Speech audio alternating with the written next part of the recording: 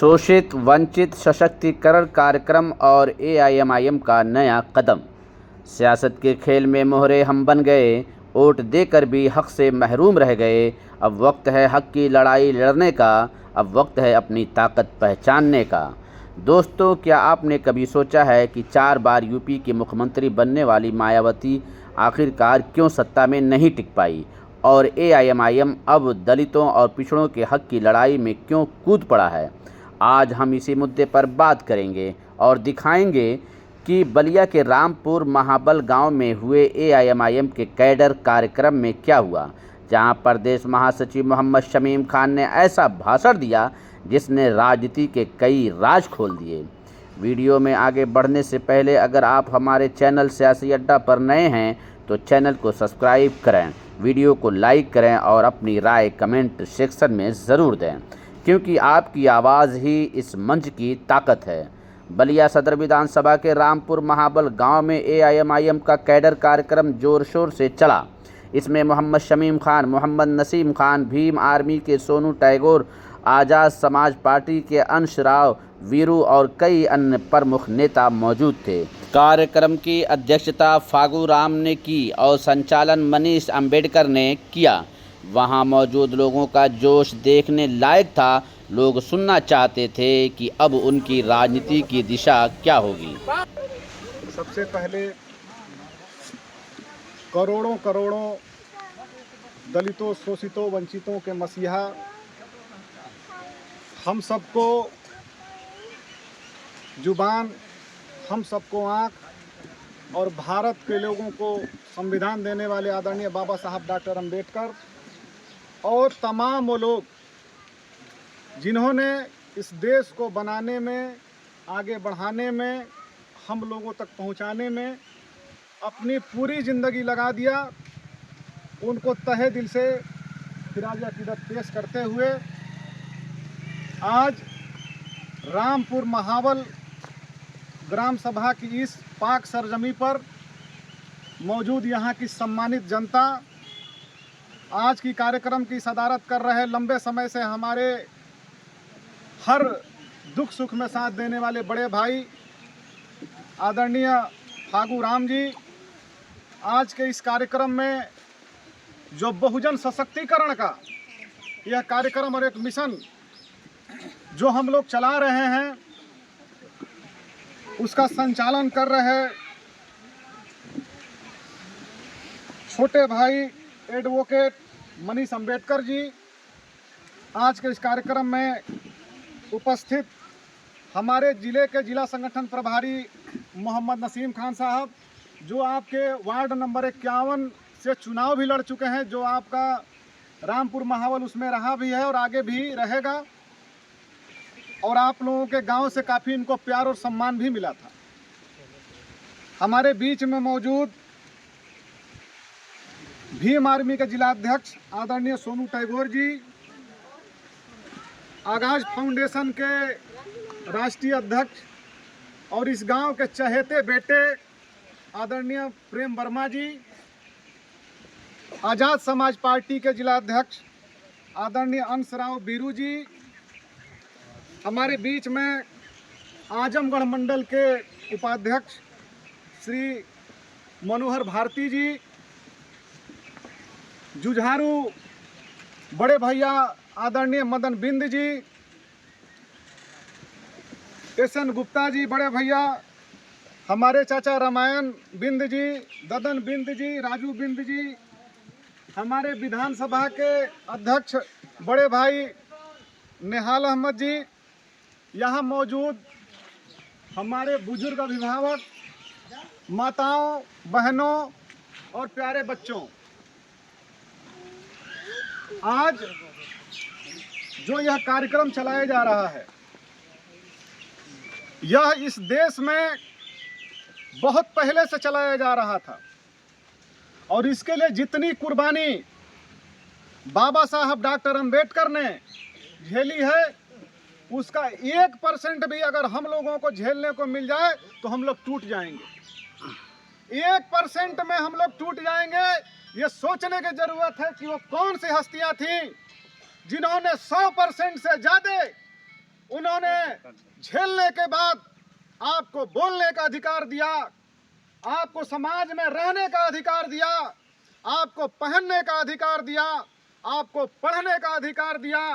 गुलामी से निकालकर आज आपको बादशाह बनने का भी अवसर आपके पास है। कोई आपको रोकने वाला नहीं है। अगर कोई इसमें बाधा है तो हमारा मिजाज, हम मानसिक रूप से जिस दिन तैयार हो गए, ये उत्तर प्रदेश की कुर्सी और ये भारत की कुर्सी आपका इंतजार कर रही है। मैं आपको सपना दिखाने नहीं आया हूं। हमारी ही बहन, हमारे बहुजन समाज की बहन, जिस दिन हम लोगों ने जागरूक होकर उसको मजबूत करने का काम किया, इसी उत्तर प्रदेश की कुर्सी पर 4 बार हम लोगों ने मुख्यमंत्री बनाने का काम किया। मैं आपको सपना दिखाने नहीं आया हूं, मैं आपको आपकी ताकत बताने का काम कर रहा हूं। आप अपनी ताकत को पहचानिए, आप अपने आप को समझिए कि आपके पास कौन सी ताकत है और आपने कौन सी ऐसी ताकत को खोने का काम किया कि आज आप फिर पैदल हो गए, आज फिर जलील हो रहे हैं, आज खुर मारे जा रहे हैं, कहीं तेजाब से जलाए जा रहे हैं, कहीं आग से जलाए जा रहे हैं। हर जगह आपका उत्पीड़न कैसे शुरू हो गया, इस पर बहुत गहरी चिंतन और मनन करने की जरूरत है। आज यह समाज जो आपके बीच में भीम आर्मी के जिलाध्यक्ष जी हैं, आजाद समाज पार्टी के जिलाध्यक्ष जी हैं, मंडल उपाध्यक्ष जी हैं, हमारे संगठन के जिला प्रभारी जी हैं, यहाँ पर हमारे एडवोकेट साहब हैं, हमारे संगठन के आप प्रेम वर्मा जी हैं। ये लोग सोते नहीं हैं, ये रात को इनको नींद नहीं आती है, इनके दिलों में ये तड़प होती है कि हमारे समाज के लोगों के साथ जुल्म आपके यहाँ पर जो है आने का काम किए हैं। इनकी लालसा नहीं है कि हम विधानसभा में बैठे हैं, इनकी लालसा नहीं है कि हम लोकसभा में बैठ जाएं, हम राजा बन जाएं, हम दौलत वाले बन जाएं। इनकी केवल एक ही लालसा है कि हमारे समाज के लोग इस समाज में सर उठा के जीने का काम करें। और ये तब होगा जब आप इनकी सोच के साथ अपनी सोच को मिलाने का काम करेंगे, इनकी भावनाओं को समझने का काम करेंगे, इनके मिशन को आगे बढ़ाने का काम करेंगे।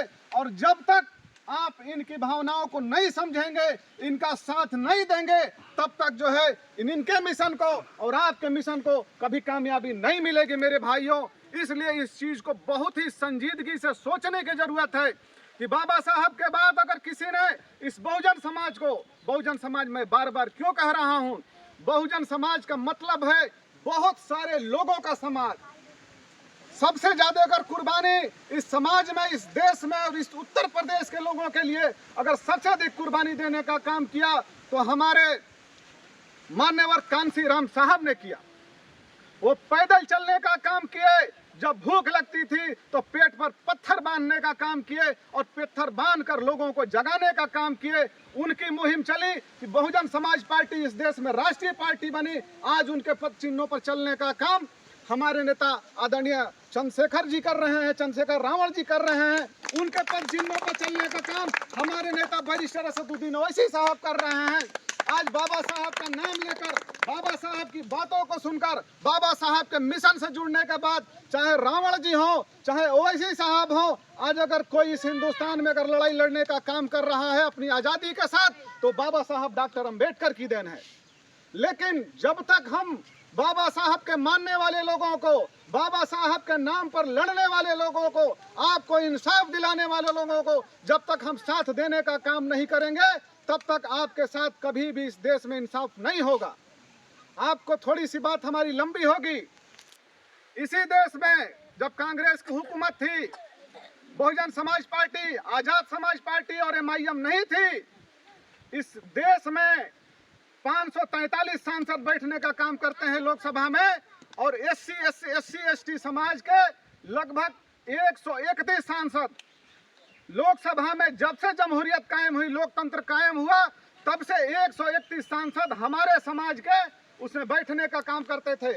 लेकिन आपके साथ उत्पीड़न होता था, हत्याएं होती थी, बलात्कार होता था, शोषण होता था, लेकिन आपकी आवाज उठाने वाला कोई नहीं था। धन्य है हमारे मान्यवर कांसीराम साहब कि उन्होंने इस मिशन को जगाने का काम किया, उन्होंने एक पार्टी बनाने का काम किया। जब वो पार्टी बनी, आपके अंदर जागरूकता आई, आप मालिक बने, तब आपने जो है इस समाज को समझा। और आपकी बेटी जब मुख्यमंत्री बनकर 4-4 बार यहाँ के सामंतियों को, इस देश के मनुवादियों को जब कुचलने का काम किया, तब आपके साथ इंसाफ हुआ। न कि जो 131 सांसद थे जो कांग्रेस की सरकार में हुआ करते थे और चाहे आज के बीजेपी की सरकार में है, कभी भी आपके ऊपर अगर जुल्म होता है तो 131 सांसद में कोई अगर आवाज को उठाने का काम करता है तो मुझे बता दीजिए, उसमें से कोई 2 ही नेता केवल आपके दिखाई देते हैं। एक आपके नेता चंद्रशेखर रावण जी, तो दूसरे आपके नेता बैरिस्टर असदुद्दीन ओवैसी साहब। इस मिशन को समझने की जरूरत है कि हमारा अपना कौन है। आप तो वोट बड़ी आसानी से देने का काम करते हैं, जब चुनाव का वक्त आएगा तब प्रेम वर्मा जी को आप किनारे कर देने का काम करेंगे कि प्रेम भाई लग रहा है कि लड़ेंगे नहीं। अरे लड़ना क्या, किसी को देह से पटकना है, हाथी को पटकना है। यहाँ पर एक वोट की बात है। अगर चाचा बहुत कमजोर हैं और एक बहुत मोटा तगड़ा पहलवान है, वो भी जाएगा तो एक ही वोट देने का काम करेगा, और चाचा लाठी के सहारे भी जाएंगे तो एक ही वोट देने का काम करेंगे। और वो वोट अगर एक वोट से अगर हमारे प्रेम भैया जीतने का काम करते हैं तो ग्राम सभा में आपकी सड़कें बनेंगी, आपको आवास मिलेगा, आपको न्याय मिलेगा, और आपकी जो पंचायत होगी उसका मालिक हमारे प्रेम भाई बनेंगे, तो आपके पक्ष में फैसला भी देने का काम करेगा। आज आपके बीच में एक ऐसी शख्सियत जो मान्यवर साहब को, रावण जी को और ओवैसी साहब को आदर्श मानने का काम करते हैं, आपके बीच में बैठे हुए पत्रकार तिलक कुमार जी आज इस जनपद में पिछड़ों के एक ऐसे पत्रकार हैं जो कहीं भी अगर किसी पिछड़े पर, किसी दलित पर, किसी मुसलमान पर अगर अत्याचार होता है तो खड़े होकर दमदारी के साथ, ईमानदारी के साथ अगर लड़ाई लड़ने का काम करते हैं तो निश्चित तौर पर उसको इंसाफ मिलने का काम होता है। आज कहने की जरूरत यही है कि आप अपने बीच में जो हमारे छोटे बच्चे हैं, माताओं बहनों, आपसे भी गुजारिश है कि आप तिलक कुमार बनाने का काम करिए। अगर पत्रकार बनाना हो तो तिलक कुमार जैसा बनाने का काम करिए। डॉक्टर बनाना हो तो अपने समाज का बनाइए कि जहां आपका इलाज करना हो। अगर आपकी मेडिकल बनानी हो तो आपकी मेडिकल बना के आपका काम करेगा। नेता बनाना हो तो हमारे ये भाई हैं जो आपके लिए अपना सब कुछ छोड़कर बगैर खाए बगैर पिए नेता बनाना हो तो हमारी तरह बनाइए कि हम रोजा रखने के बाद भी आपको जगाने के लिए आपके बीच में आए हुए हैं। इसलिए कि जब तक आप अपने समाज को आगे बढ़ाने का काम नहीं करेंगे तब तक समाज नहीं। विचारधारा के हैं जो सामंती विचारधारा के लोग हैं वो आपको देखना भी पसंद नहीं करते हैं। जब वोट की बात आती है तो आपको भैया बबुआ कहने के बाद, माता बहन कहने के बाद वोट तो ले लेने का काम करते हैं, लालच देकर वोट ले लेने का काम करते हैं, लेकिन आपके हित में कभी फैसला करने का काम नहीं करेंगे।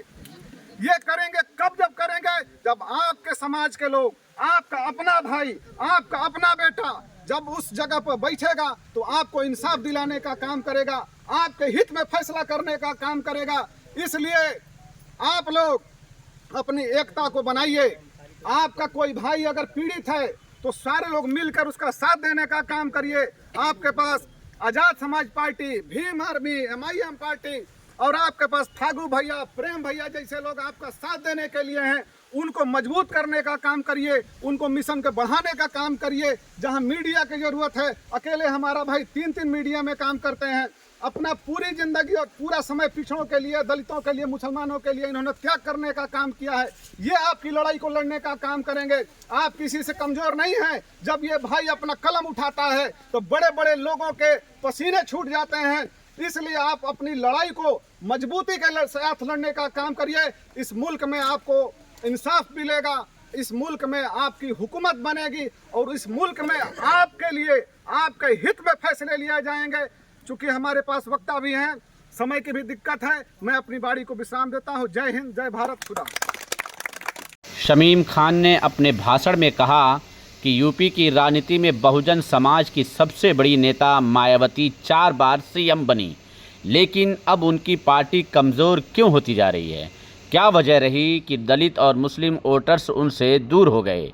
उन्होंने ये भी बताया कि मायावती ने बहुजन हिताय बहुजन सुखाय के नारे के साथ सत्ता तो पाई, लेकिन उनके फैसले कई बार ऐसे रहे जिनसे उनका कोर वोट बैंक उनसे छिटक गया। AIMIM अब उसी खाली जगह को भरने की कोशिश कर रहा है। लोगों की बातें सुनकर ये साफ हुआ कि अब बहुजन समाज और मुस्लिम वोटर्स नई राजनीति की तरफ देख रहे हैं। कुछ लोगों का मानना है कि AIMIM अब उनके लिए नई उम्मीद बन सकता है। जो अपने हक की पहचान नहीं रखते वो ज़माने में कोई नाम नहीं रखते। अब वक्त है एक नई राह चुनने का, अपने भविष्य को खुद गढ़ने का। दोस्तों, ये सिर्फ एक राजनीतिक चर्चा नहीं बल्कि आपकी ज़िंदगी से जुड़ा मुद्दा है। अगर आपको लगता है कि बहुजन और मुस्लिम समाज को एक नई दिशा की ज़रूरत है तो इस वीडियो को ज़्यादा से ज़्यादा शेयर करें ताकि ये बातें हर उस इंसान तक पहुँचे जो बदलाव चाहता है। सियासी चर्चा में बने रहने के लिए चैनल सियासी अड्डा को सब्सक्राइब करें, वीडियो को लाइक करें और कमेंट में अपनी राय ज़रूर दें। मिलते हैं अगली वीडियो में, तब तक के लिए जय हिंद, जय भारत।